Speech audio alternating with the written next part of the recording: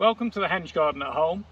Today we're going to be looking at the things that inspired its creation and the elements within this garden that make it what it is.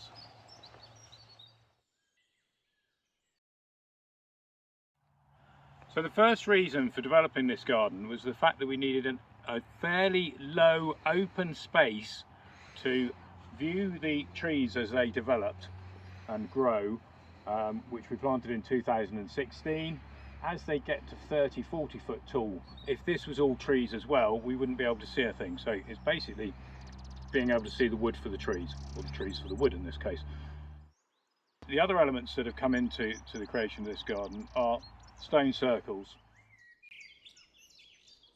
The UK is full of stone circles. The ones that I particularly like are some of the Scottish ones, but of course we have more local ones which are very famous. These stones that we've got here came from California Farm quarry, which is one of Suttles quarries on the edge of Swanage. Each one weighs between 1.5 tons and 2 tons. Took a bit of a while to get them in here.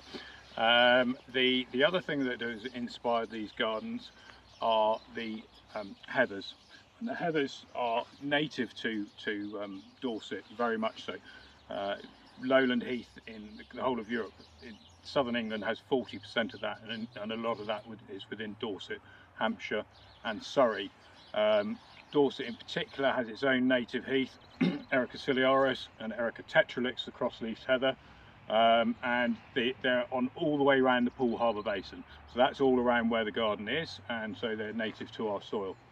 And then the final element that inspired this garden is Foggy Bottom garden, which is Adrian Bloom's garden in Norfolk.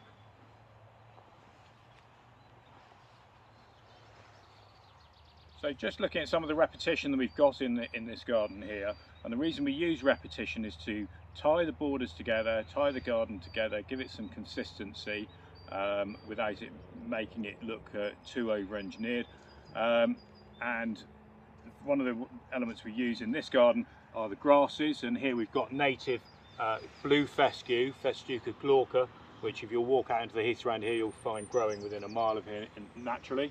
We also have the pampas grass there, it's repeated again over there and over there, and then we've got steeper tenuissima, the ponytailed grass. It's got that lovely texture here, and that again is repeated in some of the other beds. We've got miscanthus here, which is this particular one's a dwarf form, flowers in the autumn, but it's got lovely foliage during the summertime as well.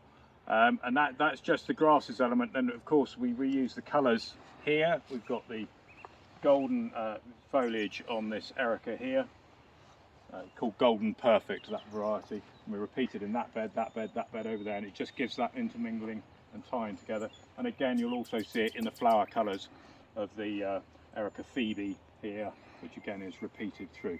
So we use quite a lot of repetition within the garden, as I say. That helps tie it together and give it a theme. So another really important element of the Henge garden is the stem colour, and this is something that Adrian Bloom brought into Heather and Conifer Gardens in the 1990s and early 2000s, and it adds a huge dimension to the whole thing. And here we have a type of birch called Betula Silver Shadow, and it splits quite nicely into forming these lovely trunks, and you get that lovely bark peeling off, and particularly white underneath. Other stem colour that we've got in the garden, so you can see here this lovely yellow bark, and its name in Latin, Flavia ramia, just means yellow bark. And we've got, this is a type of dogwood called Annie's Winter Orange, and you'll see in a minute we've got another variety that looks quite similar to this, but you can see this is orange all the way up the stem rather than the gold that we might have a look at in a moment. Over here, the bamboo, this is a variety called Philostachys aurea. First year the stems come up green, second year they ripen in the sunlight and go that lovely golden colour.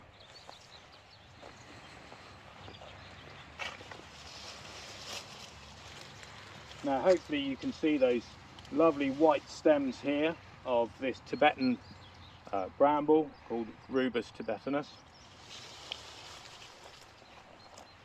This is a variety called Cornus alba siberica, or more commonly known as the Western Burt dogwood. And then finally we've got this absolutely stunning variety called Midwinter Fire. A bit similar to the Annie's Winter Orange that we were looking at a minute ago. Remember I said look at that one over there, it's orange all the way up. Well, this one starts a bright golden yellow at the bottom and then comes up to this almost reddy orange at the top and gives that appearance that it's absolutely on fire.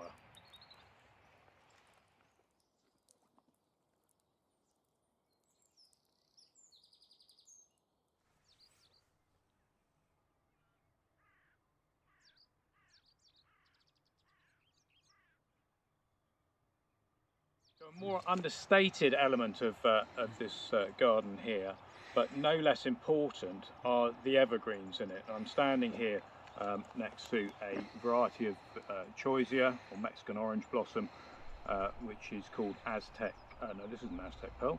This is white dazzler, and it naturally topiarizes actually, so it's a great plant.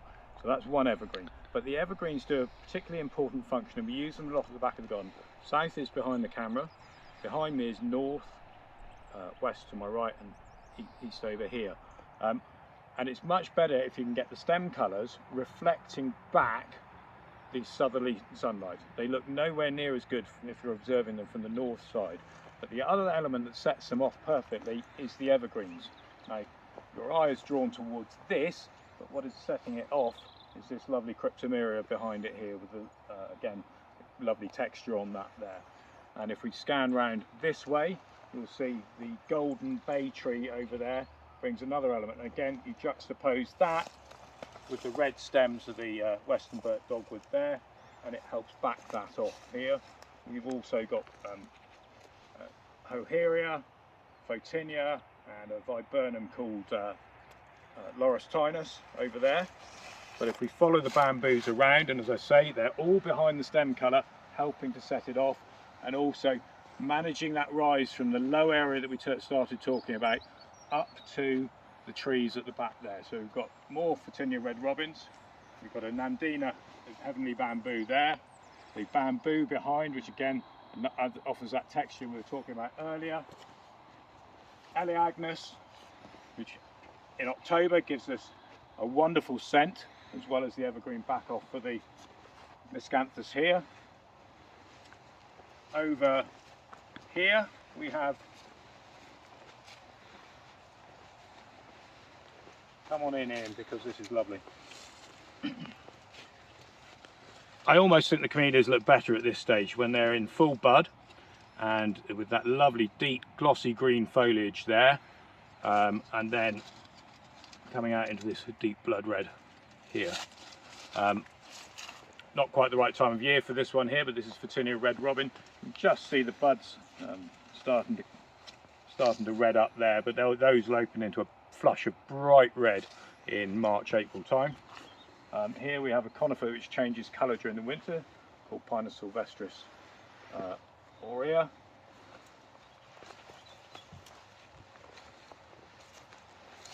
And this is a plant called Garrya elliptica, a variety called James Roof.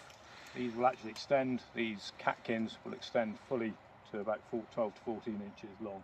And again, that's a backdrop. And also, evergreens are very important at controlling the eye. So it's stopping you seeing through to another area of the garden there, which makes you want to walk through and go and discover what's around the corner. Okay, so what I want to just have a brief look at now is how some plants change colour on the foliage from summer garb to winter garments. And the first one we're going to look at is this Nandina here. So this is a variety called Firepower. In the summer it has green leaves, and in the winter they go bright red. And that's because the sugars within the leaves at this time of year, we're currently in winter, there's no sap flow coming into the leaf, so it's not bringing any phosphate, so they can only stick at sugars, and they get turned into a compound called anthocyanin, which gives it that red colour. Now let's go on to the other side of the garden. This plant here Probably looks very dull and green and almost grey from your side. Now Ian, if you come around the end of the bed and start to look what's happening on this side. So the side that's on the sunny side has started to pick up this red hue all the way through it, and it's quite pronounced. I thought it was just something that the light was doing, but it actually is a compound within the leaf. And it's green on the side that's out of the sun and red on the side that's facing the sun.